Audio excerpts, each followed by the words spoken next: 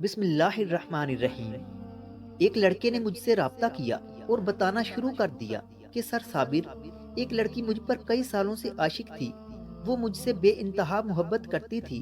جو بھی میں اسے کہتا تھا وہ وہی کرتی تھی۔ اگر میں ذرا سا بھی اس سے دور ہوتا تھا تو وہ بے چین ہو کر تڑپنے لگتی تھی۔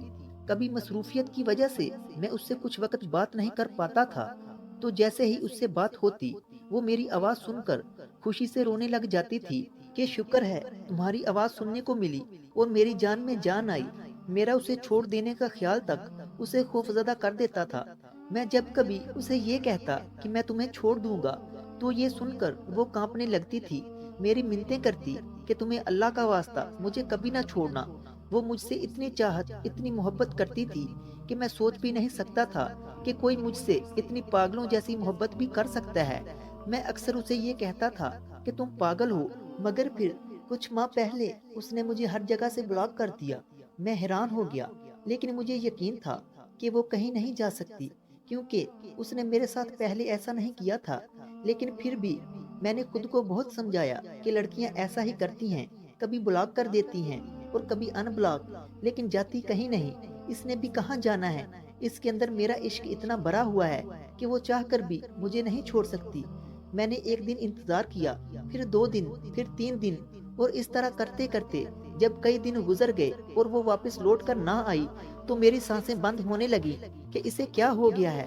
جب میں نے اس کی بیسٹ فرینڈ سے رابطہ کیا اور اس کے آگے رو رو کر پوچھا کہ مجھے یہ بتاؤ تو صحیح کہ اسے کیا ہوا ہے، تب اس نے مجھے بتا دیا کہ اس نے تمہیں چھوڑ دیا ہے۔ میں اس کی بات سن کر حیران ہو گیا کہ اس میں اتنی طاقت، اتنی ہمت، اتنا حوصلہ کہاں سے آ گیا کہ اس نے مجھے چھوڑ دیا۔ جب مجھے پتا چلا کہ اس نے مجھے چھوڑ دیا ہے تو جو اس کی حالت ہوتی تھی وہی پاگل پن جیسی حالت میری ہو گئی۔ مجھے بیٹھے بیٹھے یہ سوچ کر رونا آ جاتا کہ میری اب اس سے بات کیوں نہیں ہوتی۔ مجھے بھوک لگنا بند ہو گئی، کچھ کرنے کو دل نہیں کرتا۔ اس کے پرانے میسجز بار بار پڑھتا رہتا ہوں، اس کی پرانی تصویروں کو دیکھ کر تسکین حاصل کرنے کی کوشش کرتا رہتا ہوں۔ میرا ذہن یہ سوچ سوچ کر پاگل ہو گیا ہے کہ اس میں اتنی طاقت کہاں سے آ گئی کہ جو 1 منٹ بھی میرے بغیر نہیں رہتی تھی اب اتنے مہینوں سے میرے بغیر وہ کیسے رہ رہی ہے۔ کچھ دن پہلے میں نے اس کی بیسٹ فرینڈ کے سامنے اپنے ہاتھ کو کٹ لگا کر پوچھا کہ اگر تم مجھے یہ نہیں بتاؤ گی کہ اس میں اتنی طاقت کہاں سے آ گئی ہے کہ اس نے مجھے چھوڑ دیا ہے تو میں خود کو ختم کر لوں گا۔ میرے جسم سے خون نکلتا ہوا دیکھ کر وہ ڈر گئی۔ اس نے مجھے بتانا شروع کر دیا کہ اس نے ایک ماہر نفسیات صابر چودھری سے فون پر بات کی تھی۔ ان سے بات کرنے کے بعد میں نے محسوس کیا ہے کہ وہ اتنی طاقتور ہو گئی ہے کہ وہ تمہیں کیا کسی کو بھی چھوڑ سکتی ہے۔ یہ ساری بات بتانے کے بعد اس لڑکے نے مجھ سے رابطہ کیا کہ سر، کیا اس لڑکی نے آپ سے بات کی تھی؟ میں نے اسے جواب دیا کہ مجھ سے ہزاروں لڑکیاں رہنمائی کے لیے رابطہ کرتی ہیں، میں یہ کیسے کہہ سکتا ہوں کہ اس نے مجھ سے رابطہ کیا ہے یا نہیں۔ میں ویسے بھی مجھ سے رابطہ کرنے والی لڑکیوں کے نام یا ان کی معلومات سنبھال کر نہیں رکھتا، کیونکہ میں ایک مخلص ماہر نفسیات ہوں، اور ایک مخلص ماہر نفسیات صرف مدد کرتا ہے، معلومات اکٹھی نہیں کرتا۔ اور اگر فرض کریں کہ کسی کی معلومات میرے پاس ہو بھی تو میں اسے کسی کو نہیں دیتا، کیونکہ ایسا کرنا میرے پروفیشن کے خلاف ہے۔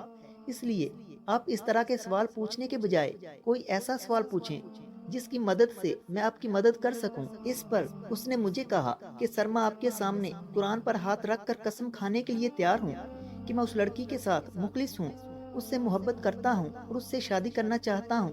مجھے لگتا ہے کہ آپ نے اس کی بات سن کر اس کے اندر میرے خلاف زہر بھر دیا ہے، جبکہ میں آپ کے سامنے ماننے کے لیے تیار ہوں کہ اس میں کوئی شک نہیں کہ میں اس کی بے قدری کرتا تھا، اس کو جان بوجھ کر تنگ کرتا اور اذیت دیتا تھا، اسے جذباتی بلیک میل کرتا تھا، اسے چھوڑنے کی دھمکیاں دے کر کنٹرول کرتا تھا، مگر صرف مجھ سے غلطی ہو گئی۔ میں اس سے اور آپ سے معافی مانگتا ہوں۔ آپ خود اس کے اندر سے اپنا بھرا ہوا زہر نکال دیں تاکہ وہ واپس آ جائے۔ میں نے اس سے کہا کہ میری بات غور سے سنو، میں لڑکی نہیں ہوں جو قرآن پر ہاتھ رکھے ہوئے لڑکے کی باتوں میں آ جاؤں کہ میں تمہارے ساتھ مخلص ہوں، مجھے تم سے محبت ہے، میں تمہارے ساتھ شادی کرنا چاہتا ہوں۔ ایسے جملے لڑکی کو ذہنی غلام بنا سکتے ہوں گے، مگر مجھے نہیں۔ اس لیے نہیں کہ میں آپ کی محبت کو نہیں مانتا، بلکہ اس لیے کہ میں لفظوں کو نہیں مانتا۔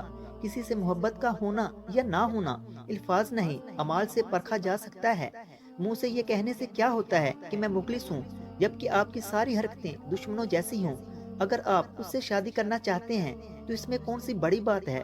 بچوں کو بازار میں کھلونا پسند آ جائے تو وہ بھی اسے لینے کے لیے ضد کرنے لگتے ہیں، چاہے خریدنے کے بعد گھر لے جا کر خود ہی اپنے ہاتھوں سے اس کھلونے کو توڑ دیں۔